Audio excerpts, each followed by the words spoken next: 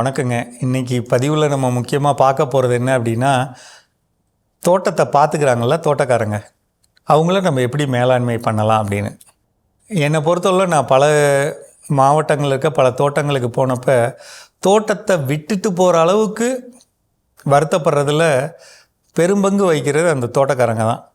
மொத்தமாக காசு வாங்கிட்டு போயிடுறது, அதுக்கப்புறம் வர்றதில்ல, முக்கியமான காலங்களில் லீவ் போட்டு போகிறது, அல்லது அவங்க நமக்கு எந்த விதத்துலேயும் உபயோகம் இல்லாமல் இருக்கிறது. இது நம்ம தொடர்ந்து பார்க்குறோம். சரிங்களா?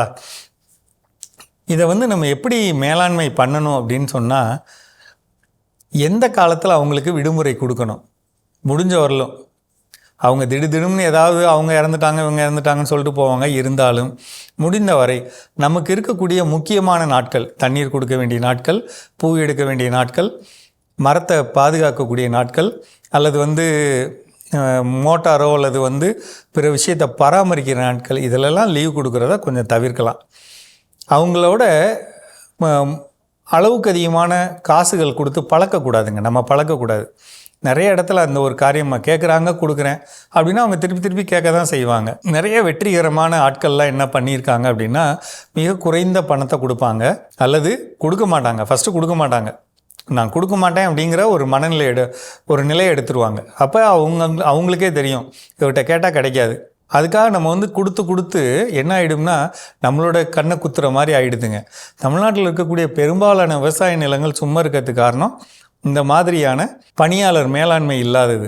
அடுத்து முக்கியமானது, அவங்களுக்கு சம்பளம் தர்றோம்னா அவங்களுக்கு சம்பளம் கிடைக்கிற மாதிரியான ஒரு காரியத்தை நம்ம என்ன பண்ணலாம். உதாரணத்துக்கு அவங்களுக்கு வேலை கொடுக்குற மாதிரி ஒரு கோழி வளர்ப்பு, மண்புழு வளர்ப்பு, களை மேலாண்மை, நிலத்தை சுத்தப்படுத்துறது, நிலத்தில் மண்வள பாதுகாப்பு பணிகளை, முக்கியமாக வரப்பு போடுறது, குழி எடுத்து வரப்பு அமைக்கிறது, இந்த காரியங்களெல்லாம் அவங்கள செய்ய வைக்கிறது.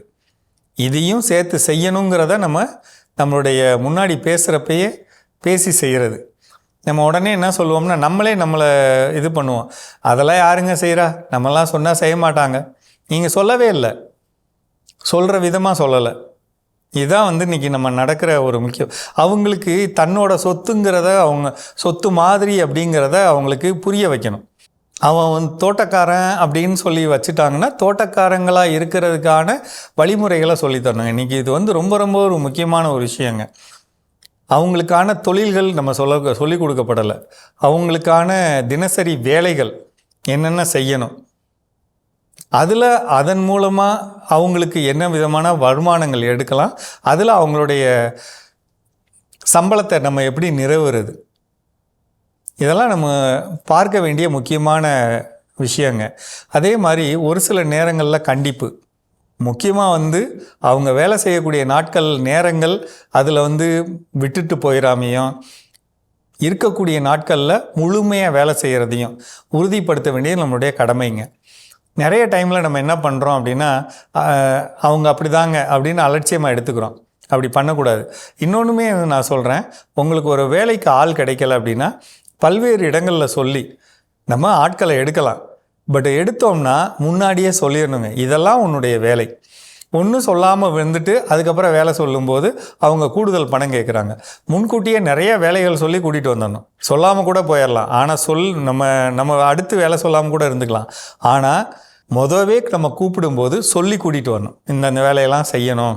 அதில் நம்ம கூடுதல் பணம் கொடுக்குறோம்னா அவங்களுக்கு ஒரு சில தொழில்நுட்பங்கள் தெரியணும். இப்போ உதாரணத்துக்கு பவர் டில்லர் ஓட்டுறது, களை எடுப்பு கருவிகளை உபயோகப்படுத்துறது, மாடை குளிப்பாட்டுறது, மாட்டோட தொழுவத்தை மேலாண்மை பண்ணுறது, இதெல்லாம் அவங்களுக்கு நம்ம முன்கூட்டியே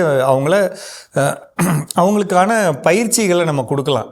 தினசரி என்னென்ன செய்யணும் அப்படிங்கிறதுக்கான பயிற்சிகளை அவங்கள கொடுத்து அவங்கள திறம்படைத்த மனிதர்களாக மாற்றுறது, அது ரொம்ப முக்கியங்க.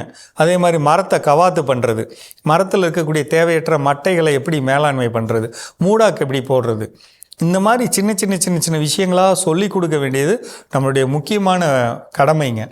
நம்ம சொல்லாமல் இருந்துட்டு அவங்கள குறை சொல்லவும் கூடாது.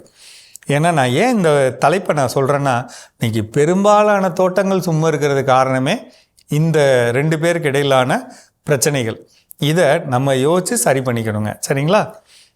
மீண்டும் பேசுவோம்.